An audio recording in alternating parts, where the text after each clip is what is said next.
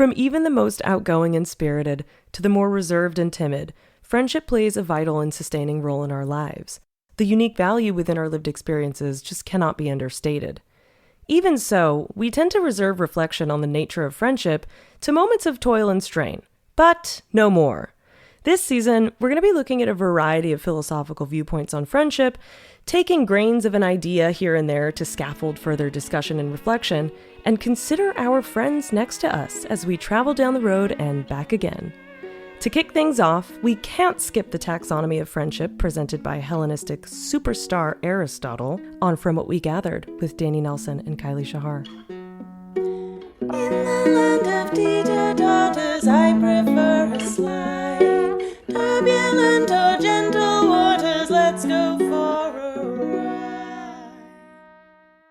Hi, Kylie. Hi, Danny. Okay, to get things started, in every episode, we'll start with an ordinary scenario that gets us thinking kind of about the specific ideas that we're presenting from the philosopher for that week. And this week, that's Aristotle. Yep. So what do you think of a kind of scenario to get us going? All right, so you're going to have to do a little bit of imagining. All right, I'm ready. Okay, so imagine that you wake up in the morning, and for various reasons, doesn't matter what they are, your house, which is normally very neat and tidy, everything in its place, you could basically eat off the kitchen floor, is a bit in shambles.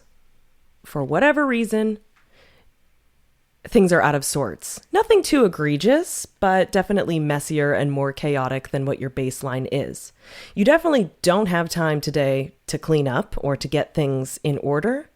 And in fact, later today, you're supposed to have one of your friends over. So the question is, who are you letting come over? Or better yet, who's not coming over, right? Like, who are you, like, which of, who's not coming over? Which of your friends are you going, listen, we're going to reschedule? So what I would say is the person I'm not having over that day, number one, is just like a loose acquaintance. Good. Okay. For I'm sure. not having Totally. someone over. Okay, let's take, actually, because we're talking about friendship, let's take loose acquaintances off. Right. They're out of the, we don't They're care out of the about mix. them.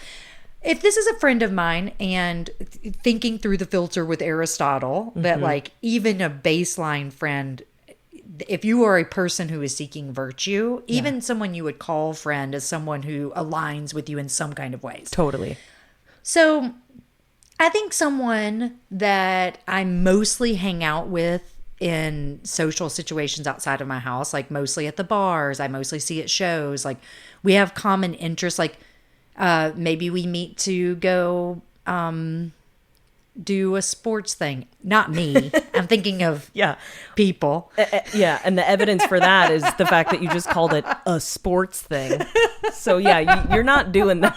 That's not happening. There's not a sports thing happening. But I mean, a lot of people have friends that it might be through an intramural interaction or just like those kinds of interests. If I had a pottery class, it may not be the person I hang out with at my pottery class. You know what I mean? Exactly. That's not the person I'm inviting into my messy house. Right. If they were supposed to be coming over, I'd be like, can we go have dinner? Oh, yeah. I might not cancel on them. Yeah. But you might divert. But I'm not having them You're not coming in into my this messy space. house. Yeah. What about you? Who are you not or you are letting in? I think if we're just thinking like, right, remove loose acquaintance from the picture. Right, they're not here.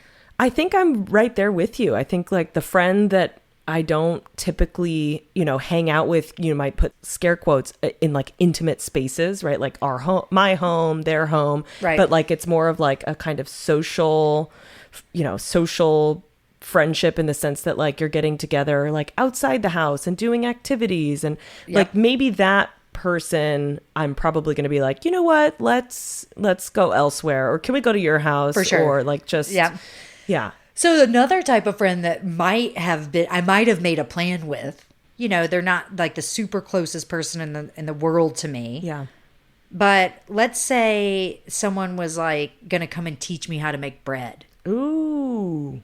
Because Yeah. we're going to do some kind of bread drive. Love that. In the winter. Right. In the winter. For the folks getting to know us, I do a lot of volunteering. Yes. So I wouldn't doubt that I would be like, yes, 6 months away, Yeah. I need to learn to bake bread. I can attest. Yes. This sounds like something that you would be prepping for. In 6 months, For sure. I might need to make a lot of loaves. I got to lay these loaves. so that person, it's hard to say. I might say, can you please still just come over and do, like, hey, excuse my house? Yeah. But we don't have another time. And this does need to be in a space where I can continue the process. Like, I can't really go somewhere else to do it. So then it becomes, I either have to cancel or I have to swallow my pride. Right. What about you? If it was someone who is just, I'll go ahead and throw the word a friend of utility. Yeah, there which you guys go. will be learning about. Yeah. So if it is a friend of utility, someone who you're connected with because you have a common goal. We both have the goal of being able to make a lot of bread at the same time. Right. Would you still let them over in your slightly messy house, or would you cancel, reschedule? I think there are other factors that would take precedence over, the pride or the kind of like wanting to, ensure that, I'm perceived in a certain way. Though, like, I'll hedge and say, like, I personally, unless I'm having, like you said, a dinner party, like, I don't really care that my house is a little bit messy. That might be but like, this, if we're gonna, work together on some kind of shared project and it requires coming over to my very messy house, I might do the thing where I like explain and I apologize and I go, I'm not normally like this, I swear. And of course, when you do this, plenty of us know that when we've done this, everybody who comes over is like, I don't care. You're fine. I don't care. I am here to be with you. Yeah. I do not care. Maybe some people do secretly care, but that's all right. But that's up for them to reckon cancel with. or not come over or to recalibrate. But like, exactly. So it's like if there's something, right? So there are other reasons that might, take priority over like whether I want to maintain this image of my house being a certain way. And so like time sensitivity or like the importance of getting this thing done. Right. But I still would probably do the thing where I go, I'm so sorry, just ignore the mess. Don't see the, If I had more time, Absolutely. I would have, I'm not normally like this. Right. But are there other friends, Absolutely. that you just wouldn't even feel the need to do that kind of thing with? And that is where we come to Aristotle's sort of solid. So the kind of pinnacle of friendship was a friend of virtue, and that is the kind of person who might walk into the door or that we all hope and aspire to have this friend. Yeah.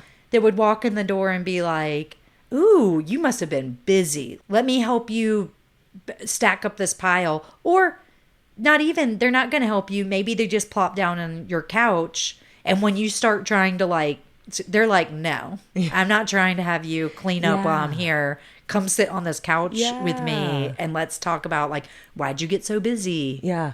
What's going on? What's going on? You're not normally like this. Exactly. So something either is askew or you're super busy. Or do you need a hand? Yeah. While we're hanging out, can part of our hanging out be we're having some wine while we're just doing a little whatever. Dusting.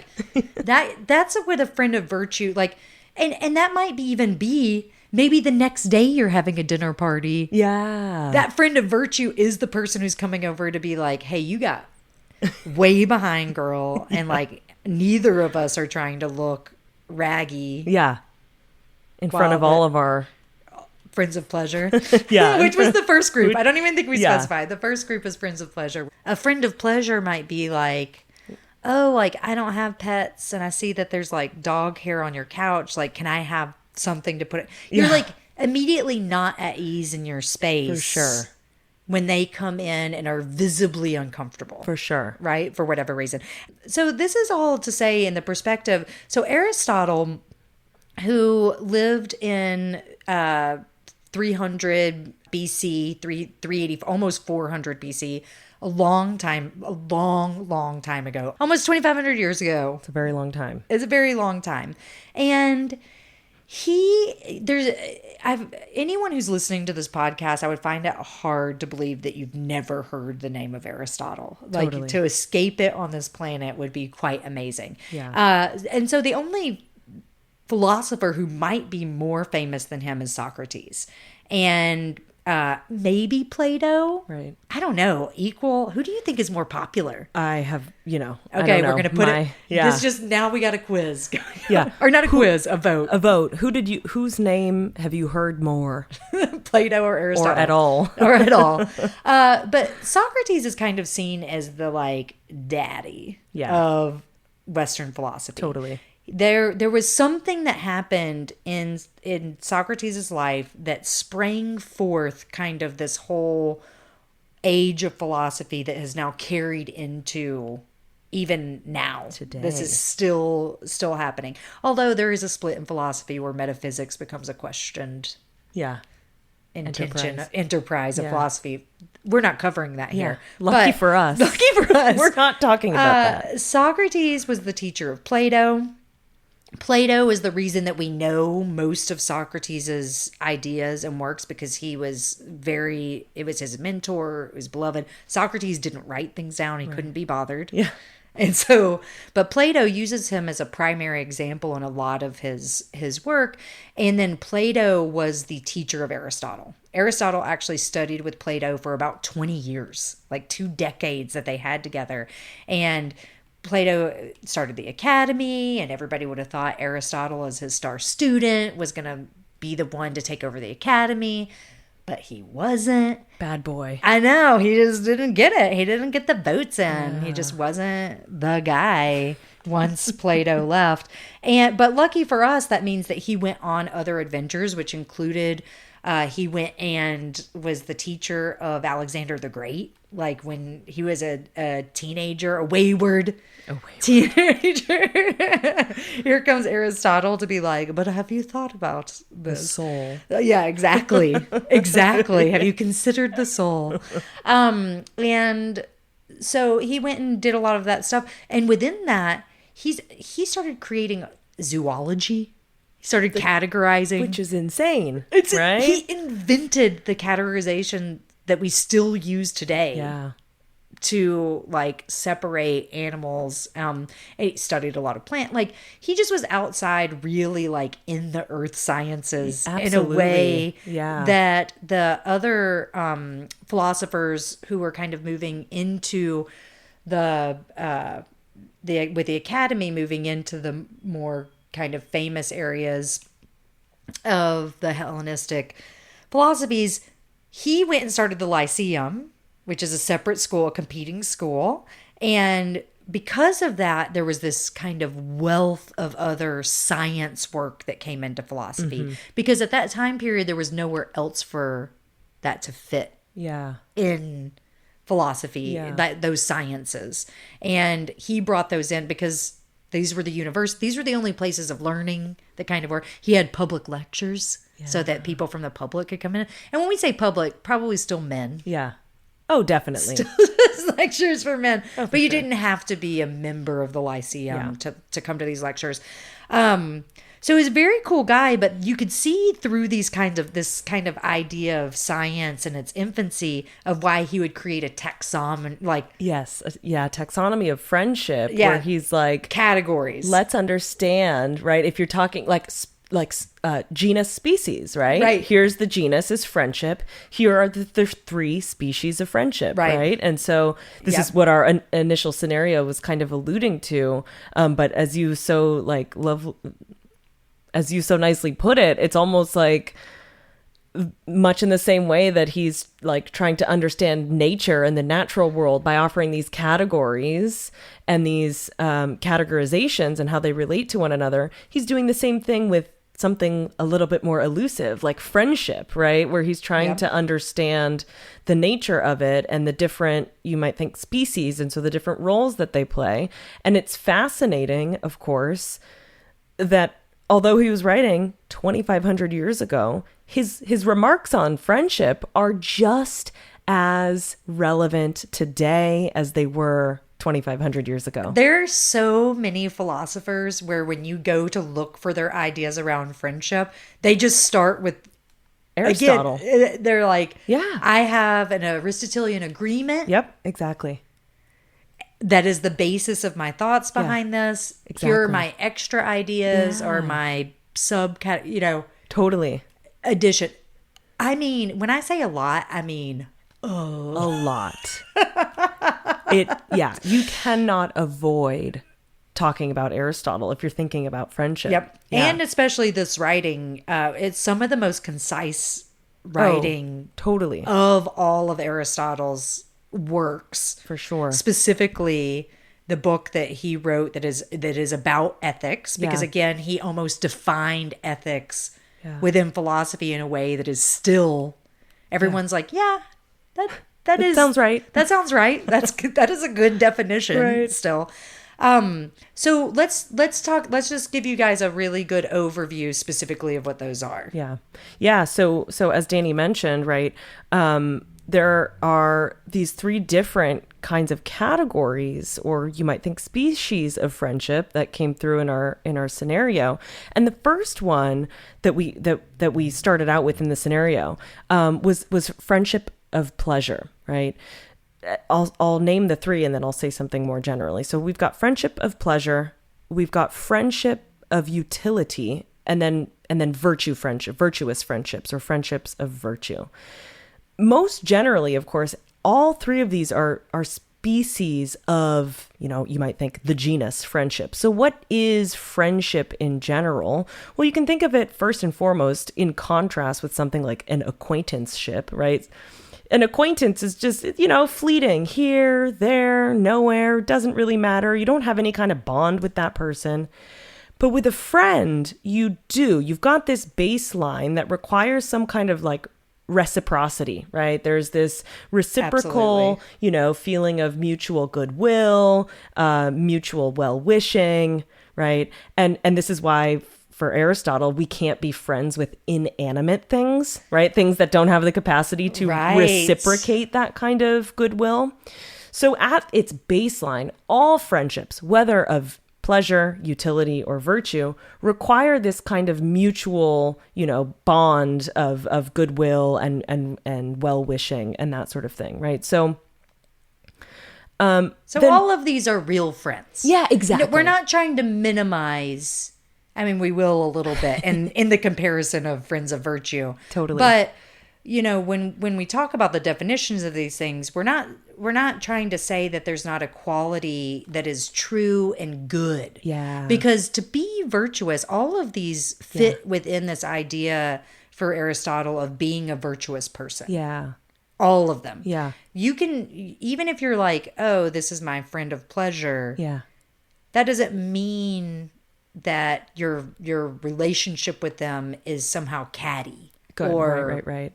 Yeah. dispensable. Right. Yeah, exactly. Right. That's kind of not friendship, right? If it's dispensable, or like, whatever, I'll just replace that friend with another friend. Well, then that probably wasn't friendship to begin with. Right. Exactly. But yeah, so then a friendship of pleasure, as our sort of opening scenario kind of indicated, is friendship with the person where that friendship is kind of grounded in taking pleasure in things, right? Or in activities or whatever it is, right? And this can run the gamut from as many of the things that bring different people pleasure, right? You can have different friendships grounded in different, pleasure experiences. So that could be like, some people have friends with whom all that kind of grounds their friendship is like, we love to go hiking. And, this is what I call this friend for, hey, weather looks good next Sunday. Yep. Why don't we go to Pinnacles or whatever? Yep. Which is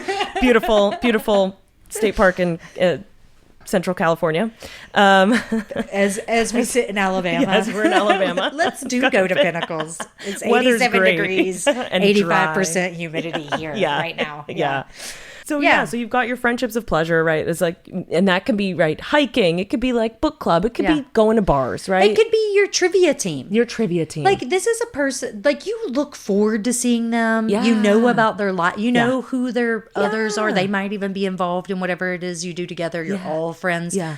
But you trust them. These are people you trust to show up. Yeah. You have great exchanges with. Yeah. They are... They're pleasant to be around. They're definitely on the wedding invite list. Totally. Those sort of people. But the basis and the kernel of your friendship does not include a growth aspect. Yeah. An example of that might be like if you may not offer them constructive criticism. Yeah. In the same way, because I'll relate this again to a friend of virtue who one of the ideas is that you're growing together. You're probably overlooking things that annoy you about these people. You just don't bother. Yeah. Like you're not close enough or interacting within each other's lives enough to be like, hey, I'm going to expend effort and energy and emotion on hard conversations. For sure. Yeah. Because that's not pleasurable. For sure. It's not pleasurable to have. And it was so well put, right? That the way that you just said that, like, you might just be overlooking these things that annoy you about this person or that make you, either annoyed or guarded. Well, yeah, whatever it is. Because suppose you do say to this person, hey, the way you treated the server or something like that was like, that wasn't cool, right? Like maybe doing that then causes a kind of rift in your taking pleasure in their, being around. And so, or them to you, right? Maybe they go like, oh, you're not so pleasant to be around after all, right? Maybe I shouldn't be. Maybe we shouldn't hang out or something like that. And if that is the conclusion at some point, yeah, you don't feel the loss of that friendship is not something that I would equate to losing a lover. Right. Yeah. Like, which we'll talk about with Friends of Virtue. Not that I say lover, please do not. Yeah. I mean, there is a certain amount of sexuality that Aristotle might have put in with Friends of Pleasure. For sure. Because people just had a different kind of participation. Yeah. With Totally. with those kinds of activities within separate relationships. You guys we'll do that. Maybe we'll do a whole season on sexuality. We don't know. Talk about pederasty. Now, just know when we're talking about Friends of Pleasure, we're not necessarily talking about romantic love or there being some kind of physicality to pleasure. Right. Although there can be. Right. But with Friends of Virtue, a separation from that person would be heart-wrenching. Right. Whereas with the friendship of pleasure, you might grow apart. You don't have the activity. Your trivia night gets canceled. Exactly.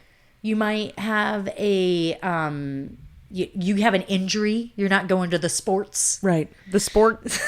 The sport. The sport meetup. The sport meetup. Yes. But you do have, it's not love lost. Right. So then what about Friends of Utility? Yeah, friendship of utility. I mean, it's kind of similar in structure to the friendship of pleasure. And instead of, whereas in the case of friendships of pleasure, the friendship is grounded in, these pleasurable activities or the pleasantness of the other person. You just like to be around them. Friendship of utility is a friendship that's grounded in, you might think, something like a common project or something. Mutual benefit. That's like maybe it's baking bread with someone for a charity event, or maybe it's, just engaging in community building or owning a business together. Like Aristotle refers to there's an intimacy involved still. And I'm not sexual, with a friend of utility that is beyond just, like, again, if I use the example of owning a business together, you're not just signing contracts and then getting a check in the bank. Right. This is someone you're like on a daily basis at the grind. But if you didn't own that business anymore, would you have anything that bonded you together? Right. Yeah, you might not. Yeah, so in that case, it's entirely possible that the only thing that was, the only glue or gel for the friendship was that common project or common enterprise, like, for instance, a business or whatever it is. And say the business dissolves or you sell it, maybe the friendship really, if it was a friendship of utility, it dissolves as well, right? Like, so just like in the case of friendships of pleasure, if the pleasure is removed, right, or the object of your pleasure or desire, the thing is removed, right? Suppose all hiking All mountains disappeared. There were no more mountains ever to be hiked. Or they all burned, which is actually yeah. Yeah. I'm going to rewind that back into my mouth. Like then So the that's activity removed. that brought you both pleasure, that brought you together, gone. Friendship probably also gone. Same thing with friendships of utility. Like, let's say you are just an avid birdhouse builder, right? Yep. You are I just a love machine. All you want to do on your free time is build houses. Nope. Build them birdhouses. As it was coming out, I love knew it. was wrong. I'll bird those houses anytime. I'm ready. So like if that's Yep. what you're doing and that's what gone. brings you together with someone else, or a sewing club or whatever, Yeah. and that project or that enterprise, right, is no Disappears. more, then so too does the friendship. And then again, not invalid friendship. Yes, While exactly. you were together doing that thing, you were looking out for each other's mutual benefit. Exactly. You were investing self, you were investing knowledge, whatever you were meeting for, a very valid reason, and also something to build virtue around. Yeah. Something to participate in society with, all of those kinds of things. Yeah. But it goes away. Yeah.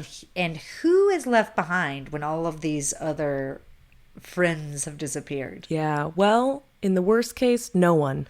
I don't like that case. Like, okay, wait, in the best case. In the best case. Please let there be someone.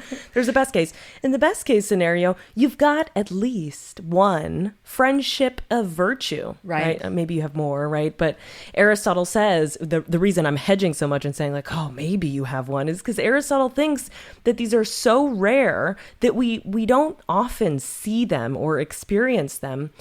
Because friendships of virtue, though they involve, of course, that same baseline, wishing, well-wishing and mutual goodwill and so forth, they're also a friendship that's grounded in the love of the good character of the other. Right. So in the virtue, in other words, in the other person. So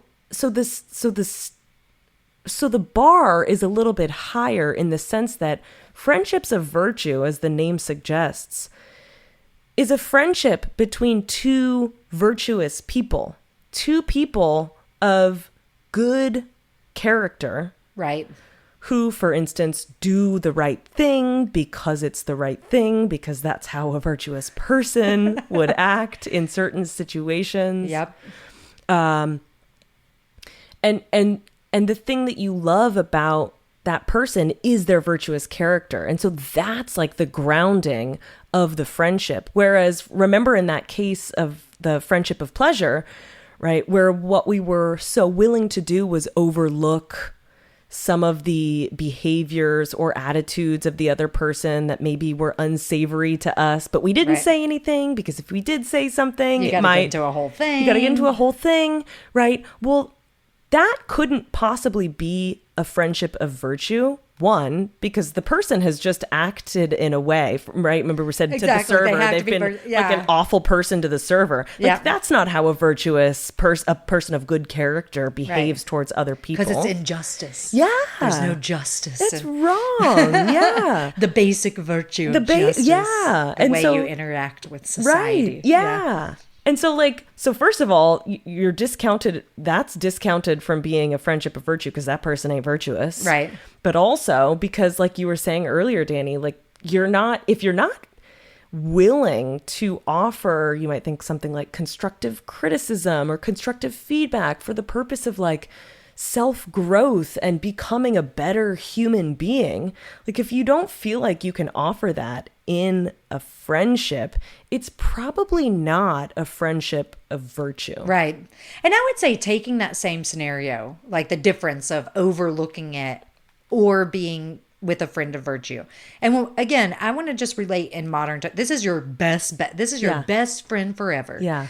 And it could be, and Aristotle did believe that could be family members. Yeah. That could be like that they are not outside of the ability to be these people to you. Yeah. Although there's a whole thing with where they kind of have their separate reverence Yeah. to family, but Right. they still can fit in these categories. But the difference in that scenario is you might be like, hey, you were just really rude to that server.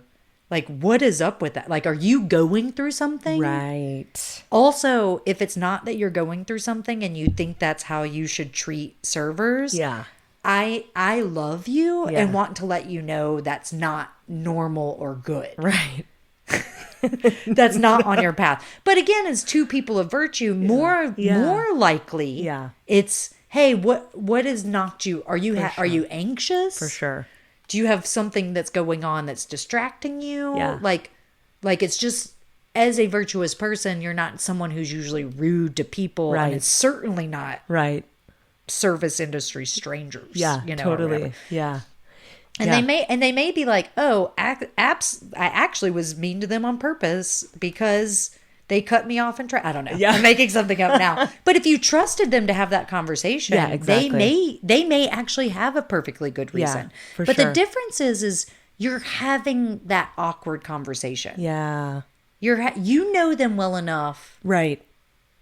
to know it's not them. And you know that the friendship is one that is one in which you're both invested in the other person's character. So you know that having these conversations aren't going to be the deal breaker. Right. As opposed to like the friendship of pleasure where you're like, ooh, if I say something to my trivia buddy, maybe we're not playing trivia anymore. And that Right. feels, but then that's like a thing that you have to reckon with as your own individual person, right? Like, do I want to keep playing trivia with a person that I think is That totally acts that rude? way. Yeah, absolutely. But that's something that you deal with Yeah. internally. Whereas again, this friendship of virtue, there's not the spiraling away. Yeah. Like I like Yeah. that kind of pinpoint on it, the safety net. Yeah. This conversation's not going to be at the expense of our sure. friendship, For sure. or whatever. And it could be more like we're talking about conversations, but it might be like, I need to borrow your car without asking. Yeah. I need to. Or in your case, I need to break into your house. For those of you listening, by the way, Danny and her husband Leaf broke into my house On purpose. while I was out of the country. But to be fair, we did ask them to break into our house. Yes. Mostly because our dumb keypad with the code just stopped working. And I would say this fell into every category. So you're in Europe. That you cannot deal the time. Even the time difference was like 8 hours. It was like 10 p.m. 10:30 p.m. You can't even call Yeah. anyone from there. So anyways, you're in a foreign country. This thing happens where the code isn't working. The cats are inside. Yeah, thankfully. The cat watcher is outside. Yeah. And so you're like, first of all, Yeah. who would get pleasure in doing this?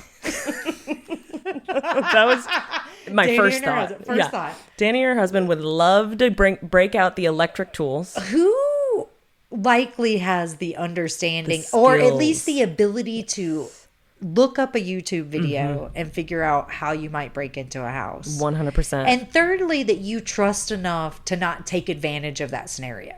Exactly. Right? Like we're not taking, I mean, did I do stuff to your things? You'll never know.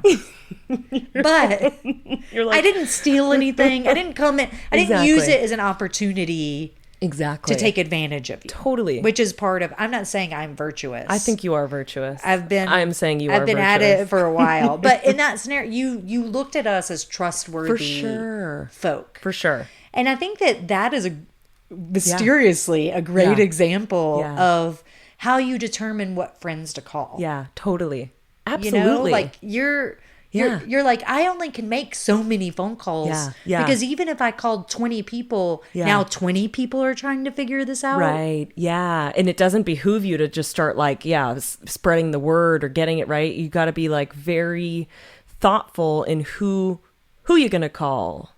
Exactly. Yep. And so, so it's not just any friend, right? That you're going to call, but it's your friends that you have, that you trust. It's your friends that are going to be able to get the job done. And that's you. Boom. Boom. And to tie it back very quickly to our opening scenario, right? Like The friend of virtue is not the friend that you're going to call and go, oh, listen, bud, you got to come over later or tomorrow because things are messy, right? Like, you're going to let that person come over because you know they're not going to judge you. Yep. Right? You know, like, your image is not going to be somehow tainted in their eyes by the state of your house or the state of your life at that moment. They probably made part of the mess. And they owe it to you to clean it up. Get in here and get a broom. How many wine glasses are in the sink because of them? Exactly. I don't drink, and you don't really drink. No, we don't. We just have to use it. We're presuming the folks who want to listen to this We're likely we're like little are wine aliens drinkers. who are like, what do the humans do? They for play the fun? sports. They play with the sports wine. game, and they climb on the mountains and they drink the wine. That's us voyeuristically looking at human beings and what they do, because we do not do these things. And well, I do like in the past. climb the mountains. I would say, I would say in the past I've done all of those things. Yeah. So I presume that people still are. Yeah. But at this point in our lives, Oh no, we're you just didn't. like You didn't hear about the observable. moratorium on drinking wine? Oh no! Oh yeah. Well, soon here. Never say that. So what we want to challenge you to do as a listener, because at the end of each of these episodes, you know, one of the reasons that I've really gotten into this so deeply is because I believe that philosophy, and especially ethics, really has a beautiful place in society right now, which is something to tease your mind and give you something to do with your mind, but also to give you time to reflect on things that are important in your life that aren't just fed to you through media sources or whatever. Like, that it's just time for you to spend intellectual reflection on things that matter. It was one of the things that really perpetuated me in this. So I want to challenge you as the listener to text or call someone who is a friend of virtue to you and just let them know the level of importance they are into your life. Like, I am a better person for knowing you. And this might be as simple as looking at your significant other right next to you. Right. It might be your roommate. Yeah. It might be, well, it can't be your pet. Because be your Aristotle. pet. Aristotle would not have allowed that it was your pet. Certainly not your cat. Certainly not. Have you met a cat? They don't wish me goodwill. They do not wish you goodwill. They are just indifferent. What is friend of servitude called? Because that's what cats, I think. I am the cat's servant. Yes, you're their friend of servitude. They've accepted you as their friend in service to their needs. I'm just a glorified can opener. Yeah. Is what I am. That is who you are. That's all right. I'll take it. Hey, Kylie, you want to do some thank yous? Yeah, sure. First of all, thank you, Danny, for your excellent friendship. We also want to thank Tyler Olson, our audio engineer and Brainstorm contributor, Samantha Fisher for the music, Leaf Espelund for all things socials, and you, the listener, for listening and reflecting along with us.